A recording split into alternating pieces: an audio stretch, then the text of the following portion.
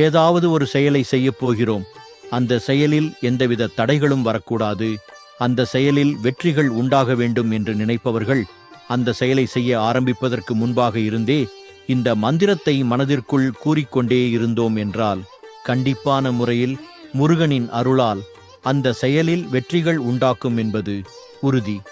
இந்த மந்திர வழிபாட்டை இந்த இடத்தில்தான் கூற வேண்டும், இந்த இடத்தில் கூறக்கூடாது என்ற எந்த நிபந்தனையும் கிடையாது. இவ்வளவு நேரம் இத்தனை முறைதான் கூற வேண்டும் என்ற நிபந்தனையும் கிடையாது. எங்கு நமக்கு முருகனின் அருள் வேண்டும் என்று நினைக்கிறோமோ அங்கு இந்த மந்திரத்தை நாம் கூறலாம். முழுமனதோடு முருகப்பெருமானை நினைத்து இந்த மந்திரத்தை நாம் கூறினோம் என்றால் முருகனின் அருளால் நம்முடைய வாழ்க்கையில் இருக்கக்கூடிய தடைகள் தவிடுபொடி ஆகும் என்று கூறப்படுகிறது. மந்திரம் என்னவென்றால் ஓம் ஐம் சம் சரவணபவாய நமக. எளிமையான இந்த மந்திரத்தை